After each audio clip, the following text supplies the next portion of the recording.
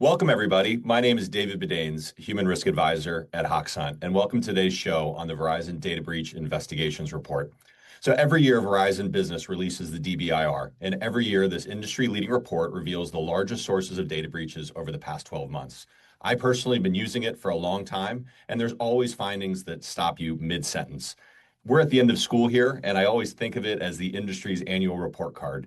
You learn what happened over the past year, and it helps you, both the defenders and the attackers, think about how they adjust their syllabus for the coming year.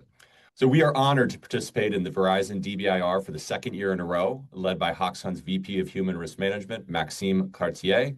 And we're also thrilled to have Verizon's lead data scientist and co-author of the DBIR, Phillippe Langlois, joining us today. Maxime, Phillippe, thank you so much for joining us. Hi, everyone. Hey, pleasure to be here. So Phillippe, this year's DBIR has an overarching theme: refinement, not revolution. We should double down on fundamentals to face the fast-moving threats. Tell us a little bit about what that means to keep a strong foundation in the face of change. What does that mean in practice, and what surprised you the most about this year's data set? Yeah, absolutely. So, I think this year has really been seen as like an inflection point for a lot of organizations, right? Where the adoption of new technology has, seemed to explode basically overnight, right? We've been hearing, especially with the advancements of Gen AI, where there's been this big transition where now it's really becoming part of the business. And for a lot of organizations, this is kind of seen as a big challenge, right? All of a sudden, you have a lot of these third parties you have to manage. You have a lot of ambiguity in terms of what do these platforms do? What are the capabilities? And what do I, as a defender, have to do?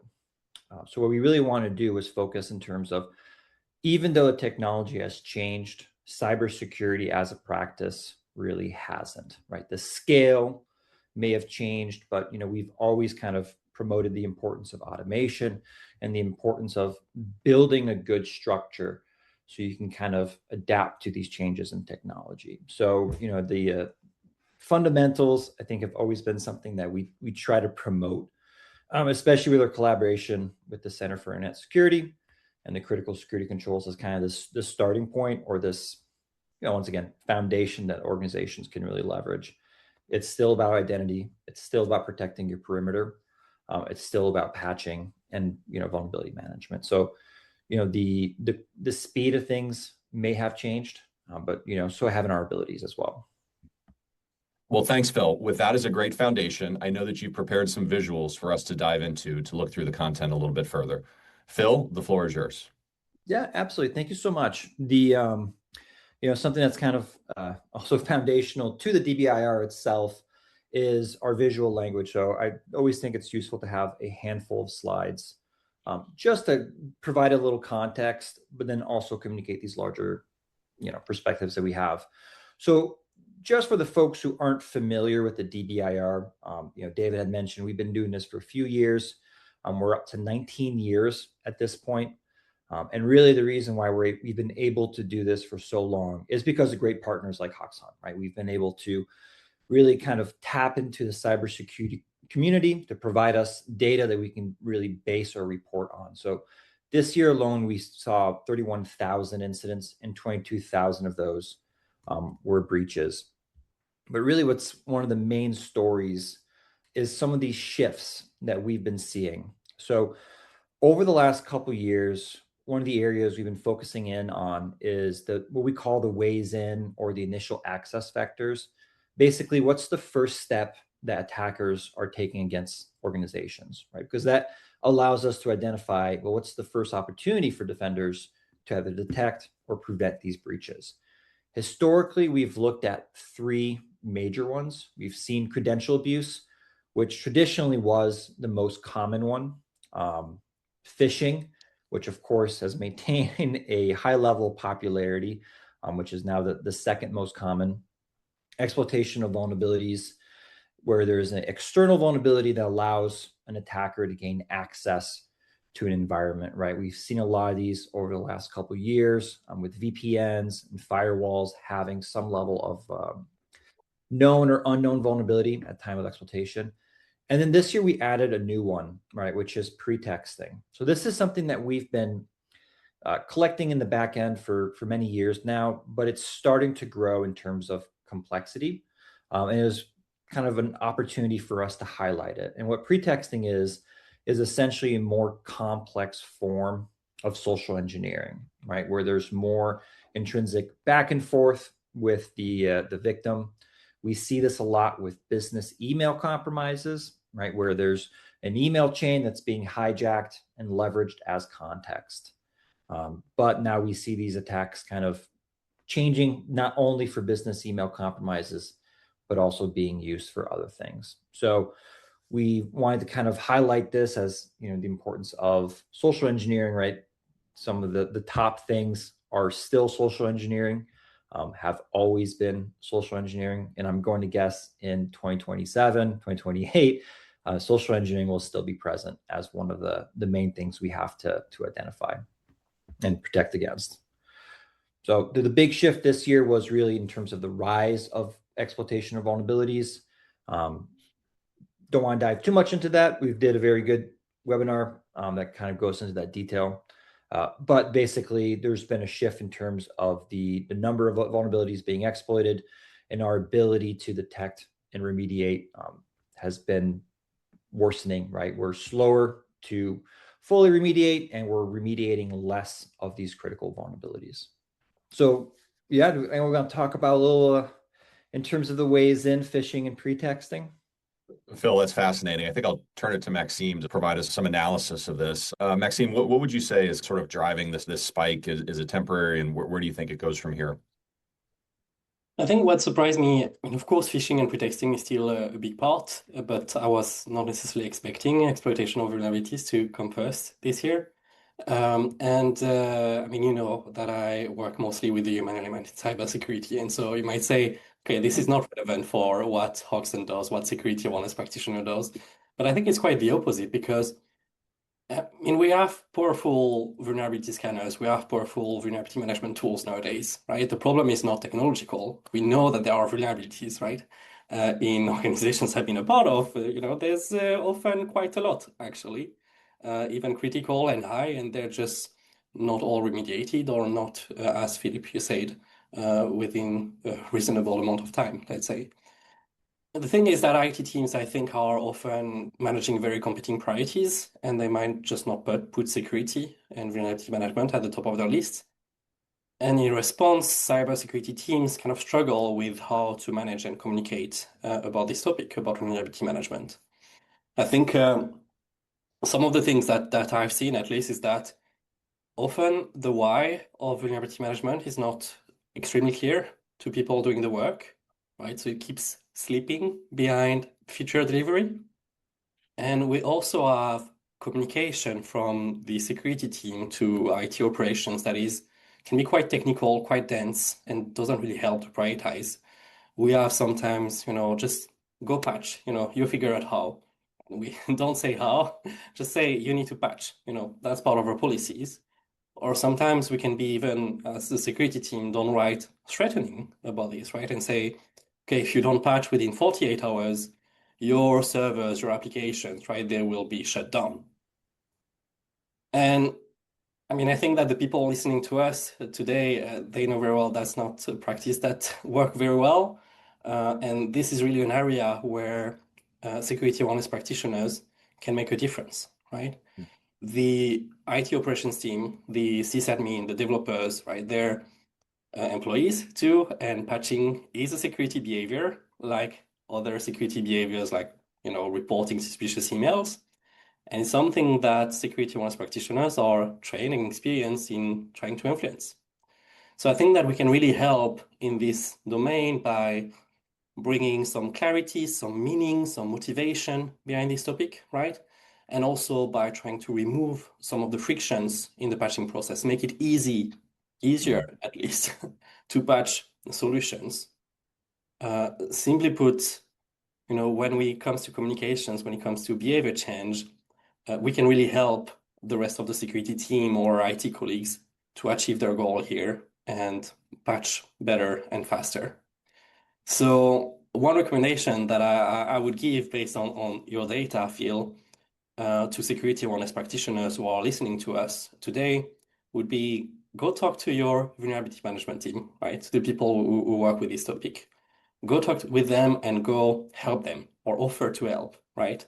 With the communication around this topic, with the processes around this topic, because that's one of the single biggest difference that you can make this year in terms of actual risk reduction. Yeah, Maxim, I would write off the comment you just said about go talk to, vulnerability management folks. Go also talk to the business folks, right? The folks who are running these systems or the developers, and listen to the feedback they have regarding the CVEs that are getting flagged. Like many folks, I enjoy perusing Reddit every once in a while, and I'm on all these. You follow the comments, in non-cybersecurity threads and things like that, and a lot of them are like, these cybersecurity folks, they're just sending me endless list of CVEs that don't matter, right?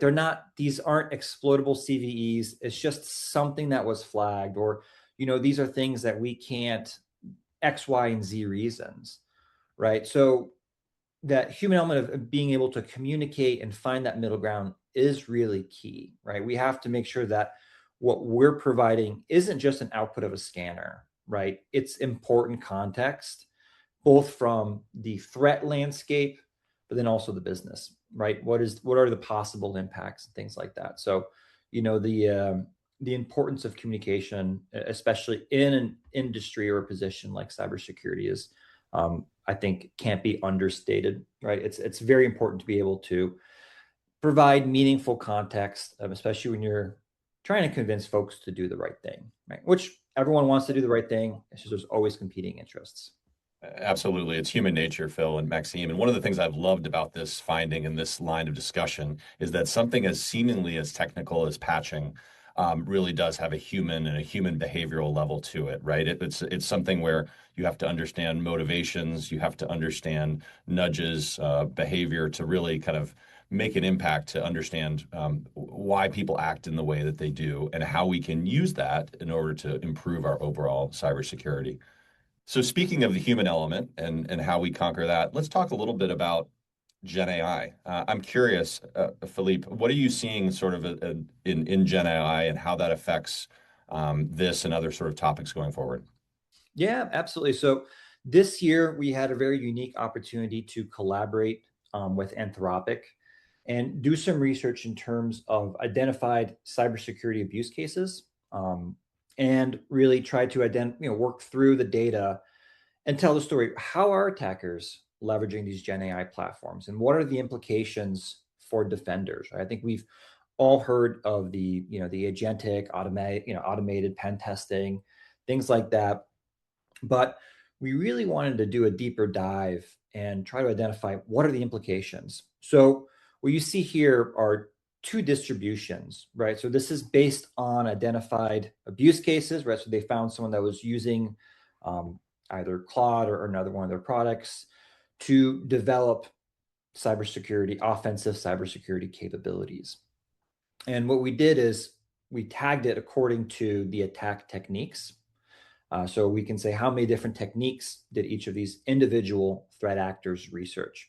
And what we really found was that the majority of these were focusing in on a very small number of techniques, right?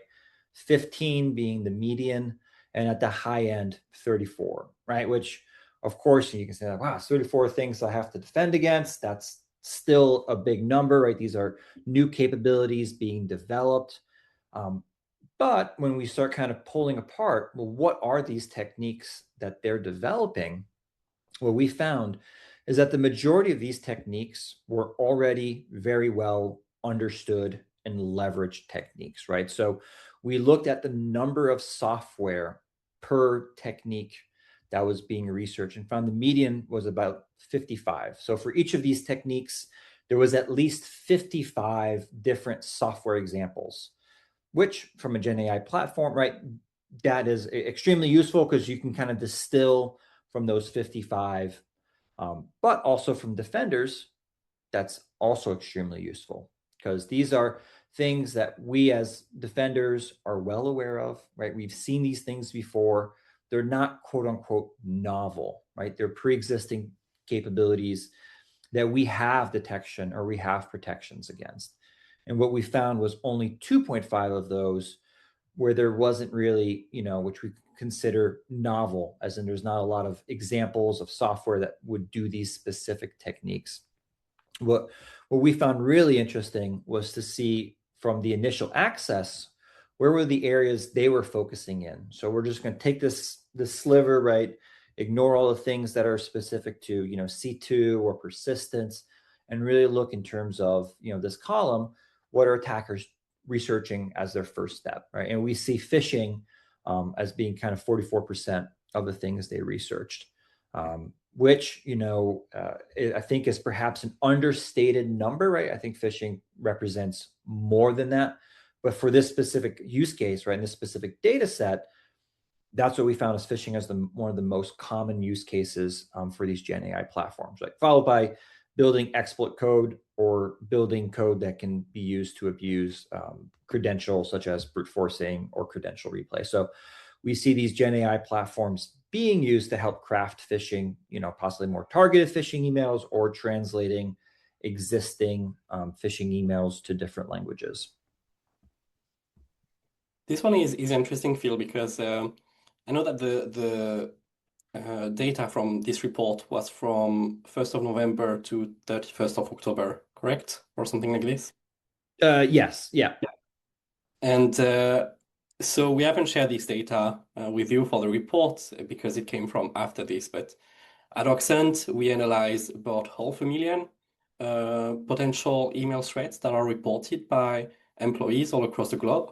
And those are the phishing emails that bypass all the other filters, right? The ones that do land into the inbox and are reported by people.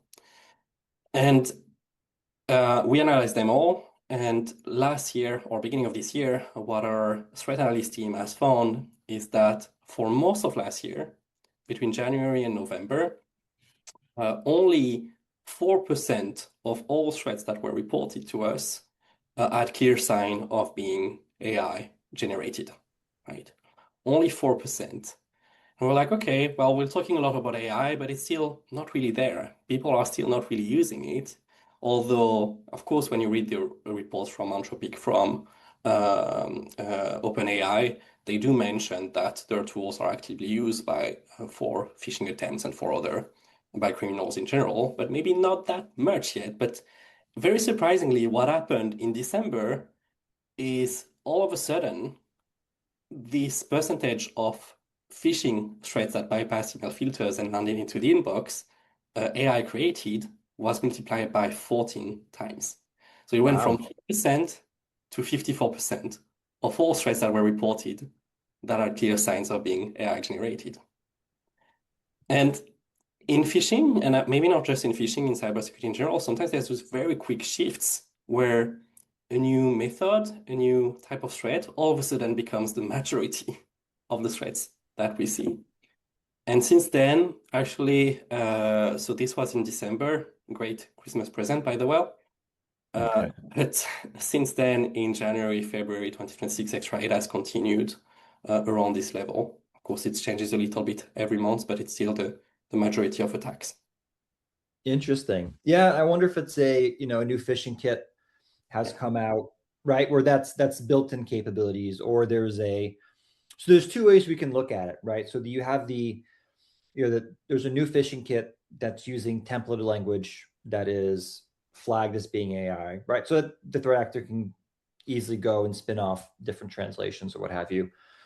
Or there's the possibility also that these are now more targeted, all right? That would be an interesting follow-up analysis. I don't know if you guys had a chance to do that, or have the ability to make those, is this a targeted in the sense of, does this provide additional context, or how templated are these? Because, the threat actors are always looking for scale, because it's a numbers game, right? They cast as big of especially in phishing, right? The number of spam emails, the number of phishing emails, right? They try to send out as much as they can. But that next step of being able to personalize, not just put someone's name, right, but actually put personalized context is, that's an indication of either more advanced automation, or someone caring enough to actually do it that way. Yeah, Phil, I think what we're seeing at this high end is that the targeted, personalized, contextually relevant attacks, those are the types of things that it's producing something that it looks like someone that you know with relevant information, and it really makes the point that a training simulation program that has kind of that one size fits all, one campaign for everyone, really just understates the real risk and really doesn't train your users for what we're actually seeing out there, that a sophisticated attacker using these tools is going to produce, spearfish attacks kind of at scale, which is quite something. Sorry, Maxime, I jumped on something that you were going to say. No, that was good. Nothing to add. Excellent. There's some more interesting findings I'm happy to dive into. So one of the areas of research we did last year was on info stealers. So info stealer is a specialized type of malware that focuses in terms of taking credentials stored on a system, either through the browser or in saved passwords, and siphoning it off, right? What we want to do is then look at the next step of an attacker's process. So you have this giant pool of credentials. Typically, there's another user, another attacker that will go and weaponize these types of credentials, either credentials accessed through info stealers or even possible vulnerabilities and things like that. Right? We call them initial access brokers because their job or their function is to gain access and then resell it. So we found that in terms of credentials, there's a lot of value, right? A normal user credential, which may have access to a VPN or single sign-on, right, is typically sold around $700. But an administrator account is almost double that, right? $1,300, which really shows kind of the value these attackers are putting in terms of having that administrative account, because it provides them with so much access and it's one less thing they have to do, right? So if they're reselling it to a ransomware operator wants to have as much of an impact across an organization to get a payout. Having an administrator account really simplifies that process, right? Because they can now not just impact what this user has access to, but they can impact the entire organization. So I really kind of think what's the importance of protecting these accounts, right? And we're seeing a lot of social engineering targeting administrators, or IT help desk or what have you, just because they have this additional access and this additional value for threat actors. And Phil, so those info stealers, do you have any data about how they distributed in the first place? Yeah, so we looked at that in a couple different ways last year. So there's, of course, the very traditional, right, phishing email package, right, where there's some type of malware. And oftentimes what they were doing is they were also, downloading their main payload, and then also downloading an info stealer. Because an info stealer provides them with an instant way of monetizing that system access. Rather, other types of infections, you either have to maintain persistence, so you have to avoid the AV scanners and find a place to write into the system so you're not detected. But info stealers execute and siphon out the data. So that's one way. But then we also saw a lot of targeting through non-conventional ways, right? We think of email as being one of the main vectors. It still is.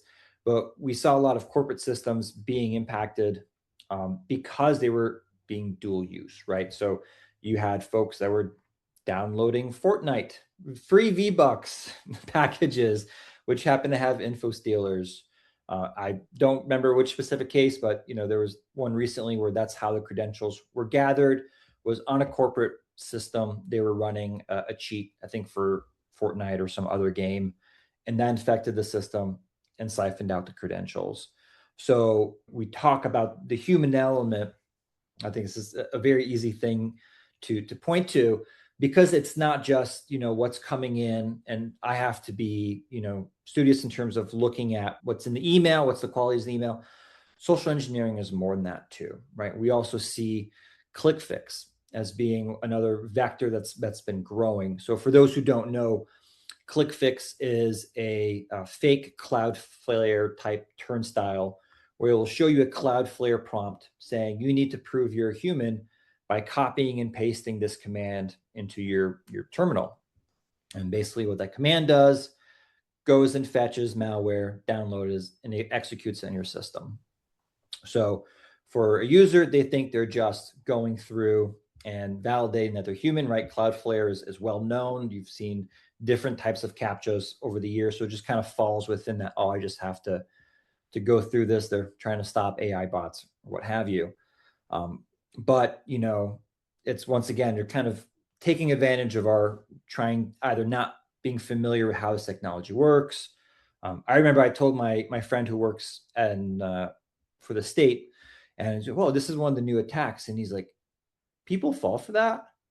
They're literally copying. I'm like, yeah, it's, you know, it's a simple prompt. It's Control C, Control R, right? And it runs and they go on their day. Like, it's convincing for you know, a non-technical person. So yeah, he is definitely he's like, well, I guess I gotta go tell my users to be a little more cautious around that. Yeah, Absolutely. it's something that we've seen a lot over the past year also, and that's why we've included this actually as part of our simulations, as part of our training, right? It's type of landing page that we have after a phishing simulation that replicates this click fix technique with fake CAPTCHA, fake Cloudflare, as a fake browser update. Also, we have this, you know, we've seen quite a few of those landing pages that say, hey, your browser is out of date. And you need to update it, and it's the same thing, you know, Control C, Control R, Control V. So of course you can do regular training, but I think the best way to make people aware that it exists and get the reflex of recognizing the next time is to actually also simulate it as part of your phishing simulation program.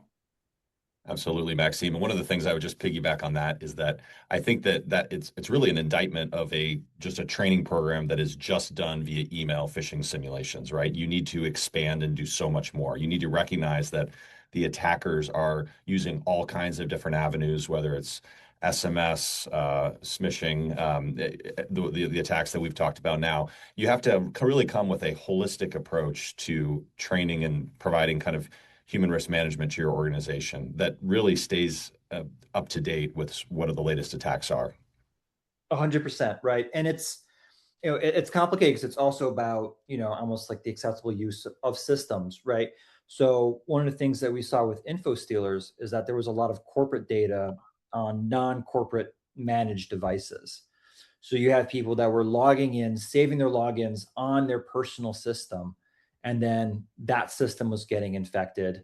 And the organization didn't know that all of a sudden their credentials got siphoned off to info stealers, right? So it really about communicating, you know, to users, good hygiene in terms of, you know, what is trust, what are the things we should be trusting, where should we be logging into? And just because a pop-up comes up from a page you visited 100 times doesn't necessarily mean that that is a trustworthy, you know, message, right? Just because this website about local Dachshund breeders all of a sudden has a Cloudflare prompt, you've been there 100 times, it doesn't mean that this is an actual part of that website, right? So there's a lot of nuance that we have to teach folks. And that's a perfect segue actually to the next area we wanted to look at. So human element has always been a large part of breaches, right? 62% of all our breaches involve some level of human element, right? Either a user falling into social engineering, poor password practices, right? These type of things. It's a very common element in these breaches. Has been pretty much since day one, 19 years ago. And if we're here for another 19 years, I have a feeling it's still going to be the case. But one of the areas that we were really interested in, have been interested in, is trying to nail down the click rate. So that's something we've been looking at pretty consistently, I think, for the last 5 or 6 years. Is okay, you know, we have education programs, which is why it's a fantastic opportunity here to be talking with you guys about this.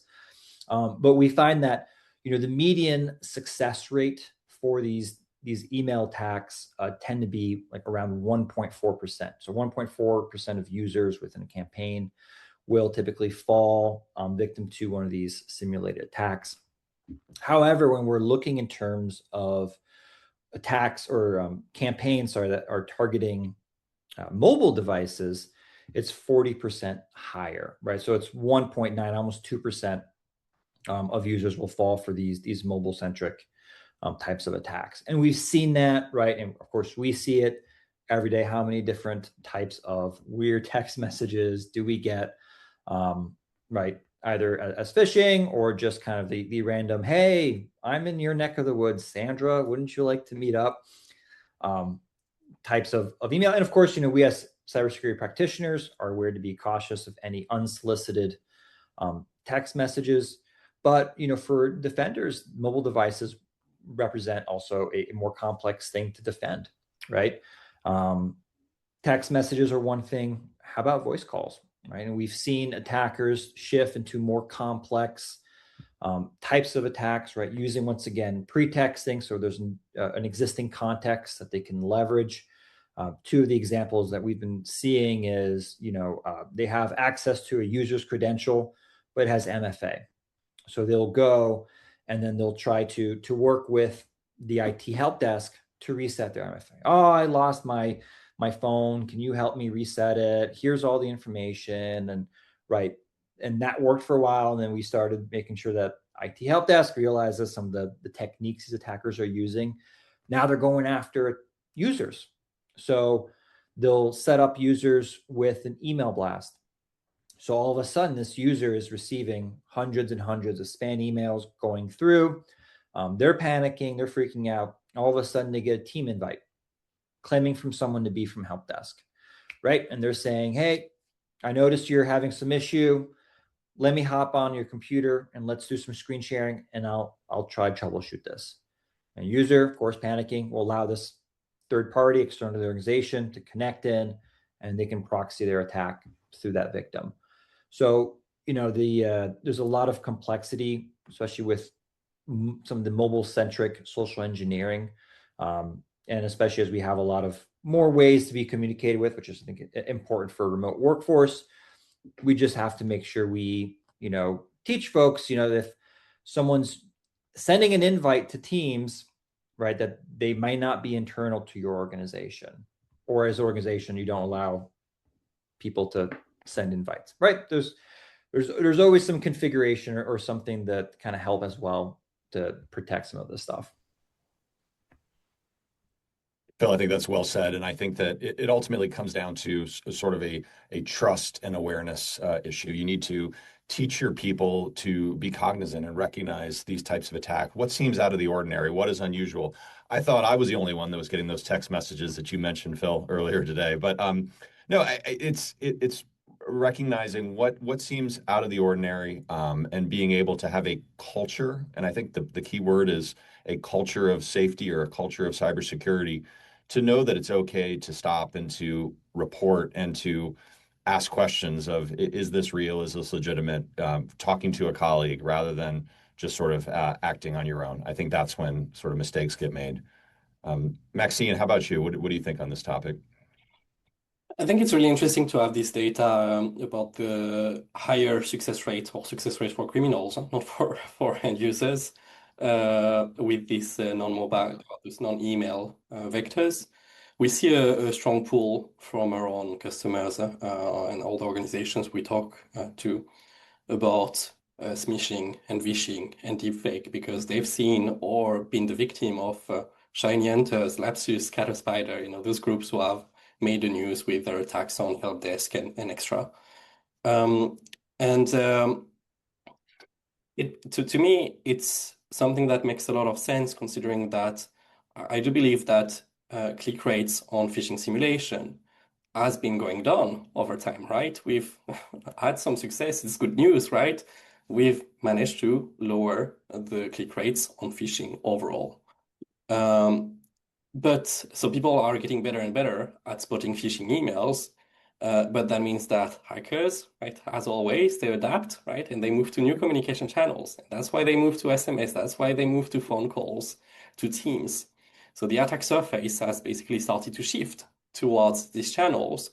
Most social engineering attacks, as you point out in the report, they're still happening via email, but the attacks via other channels have higher success rates for scammers or can lead to worse consequences, have more impact.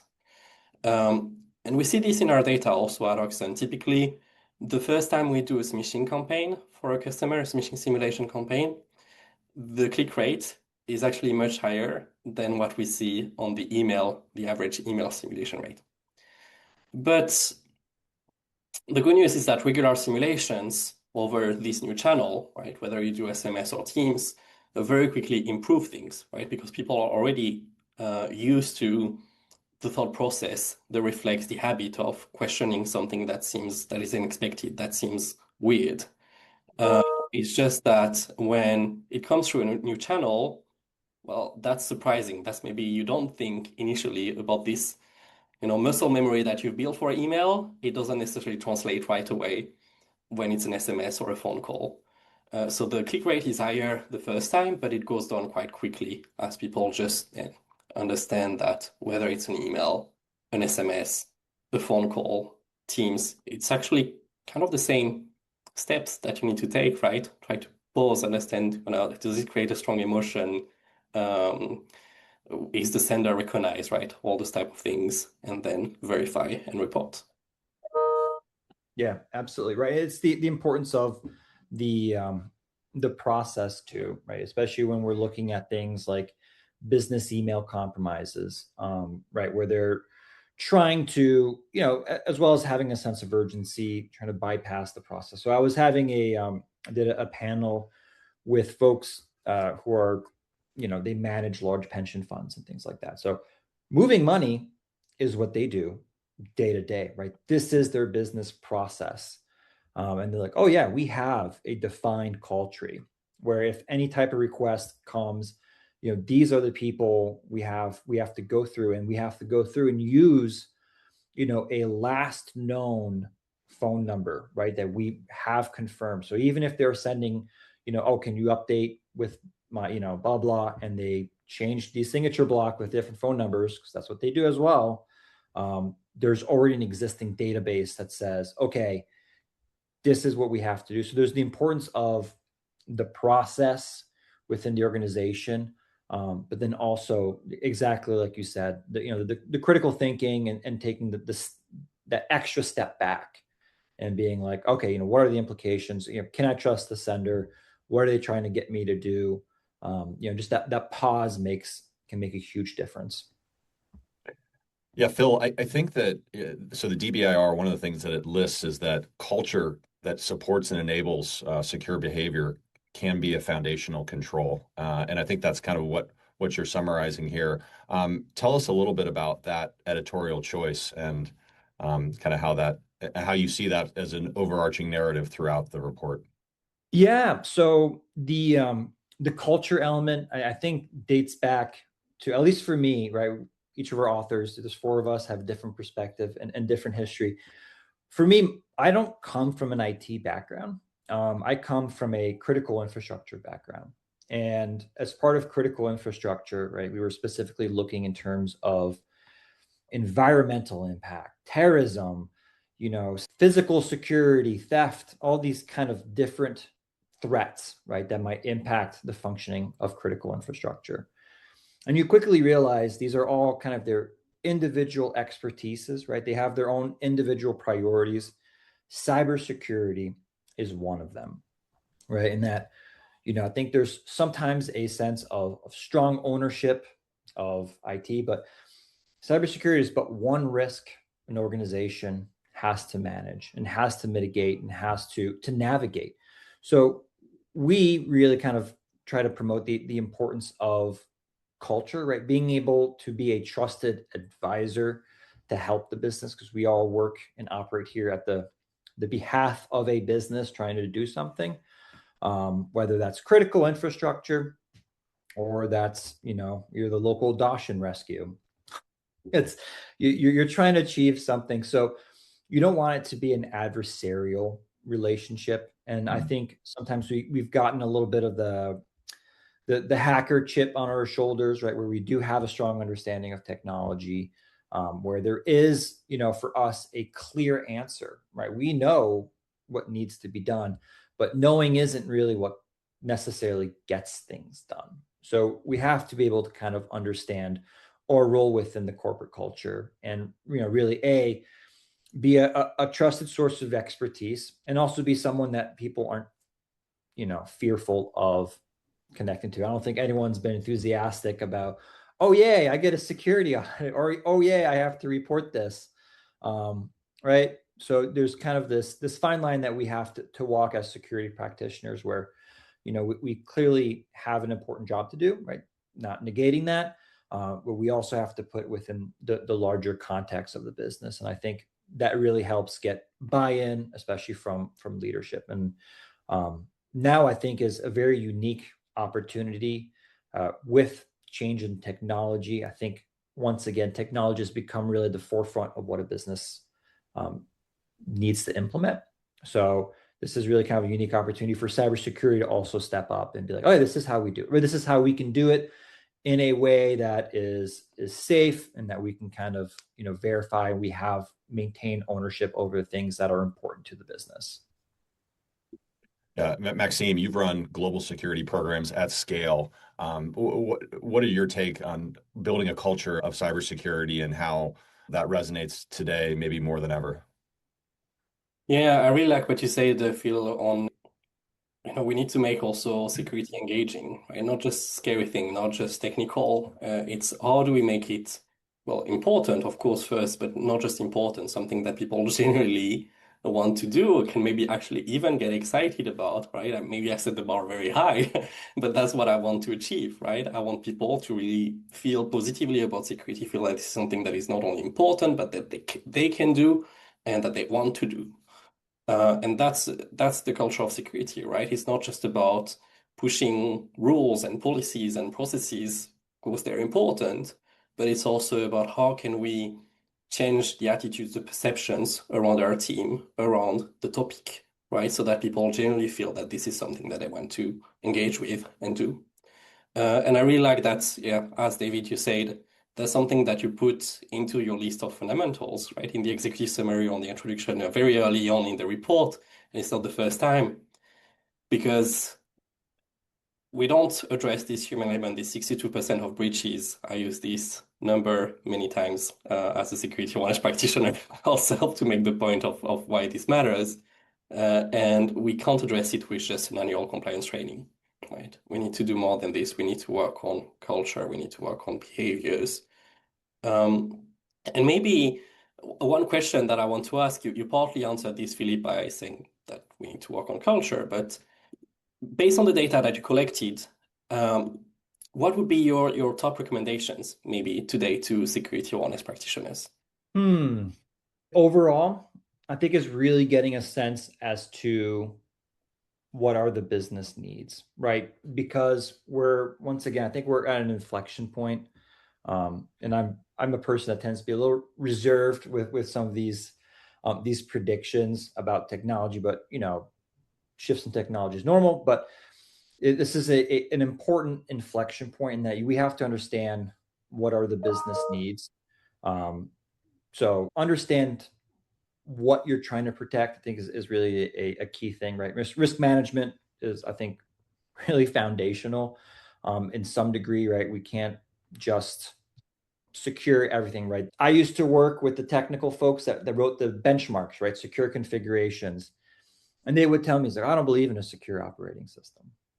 Like, it doesn't exist. It's like, you can go turn everything off, put it in a safe, launch into the ocean, right? That system I'll consider secure. Well, okay. That's not what a business needs. So there's that interplay, right? What's the needs of security? What's the needs of the business? So I think that's really important from a technical standpoint, right? Importance of security awareness, obviously, I think is, we drove that home. There's still some very foundational technical controls. MFA, I think, is still undervalued. We found organizations still had a lot of administrative accounts on their cloud platforms without MFA, right? These major type of mitigations that people are still not adopting. So there's the importance of the technical controls, then also understanding the business context. And I think that's really where we need to make sure security aligns too. Thank you, Philip. And if I have to reiterate too also, and maybe David, you will have one also to conclude, but you said if I would have two things that are out of this report, it would be first, go talk to your vulnerability management team, and not only, as you say, maybe with the vulnerability management team, but also with the people who are actually doing the patching to understand, what are the blockers, how we can help them.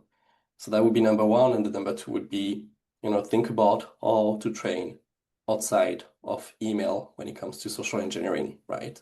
And training through different channels and training different audiences, right? Focusing, for example, on the IT support, the service desk, based on all the attacks that we've seen in the past. Or other groups, HR, finance, right? It's not a one-size-fits-all. So how do we develop our social engineering training program to be through several channels and for several different groups? I was going to ask the panel here, I was going to say, what is one thing that you want folks who are listening today to maybe make one change to their program? I think we've talked about this quite a bit in the last 3 minutes, but I'll talk about one. If I were leading a global cyber awareness program, which I have in the past, I would say to make continual adjustments, right? If something isn't working, feel free to make the change, right? We often set goals at the beginning of the year, but things change, right? We're seeing the rise of Gen AI attacks. We're seeing the rise of phishing kits. If something is changing in the market, you should adjust the way that you train your users. And only through that can you really become a group that cybersecurity is the group of know to the group of how. I love, Maxime, what you said of making cybersecurity is a fun topic. Make it engaging, make it welcoming, make it something that people want to get involved in, not something that's scary or in the dark. Maxime, Phillippe, any final thoughts on summarizing this conversation? I know it's been a full hour here. Yeah, absolutely. So, once again, a huge thanks to folks for collaborating with us. We really can't write the report without individuals from the community willing to spare their expertise, data, and time to help us write this report. So if folks are interested in the full report, you can download it. There's free. There's absolutely no cost. You don't even have to provide an email address. We're always available at this email address at dbir@verizon.com. And lastly, we have a new report that's coming out, which is going to be looking specifically at the impacts of data breaches.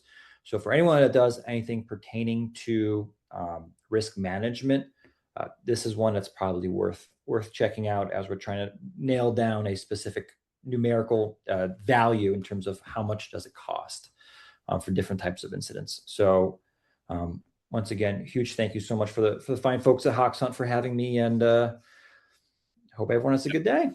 Yeah, Phillippe, thank you so much. This is exactly the type of conversation that a report like this deserves. Finding the signal in all of the noises and figuring out what we do about it, not just how we talk about it. Thank you again. Thank you, Maxime. Thank you, Phillippe, for joining us today. Until the next time we meet, I'm David Badanes from Hoxhunt signing off. Thanks, everybody. All right. Thank you. Thank you, back.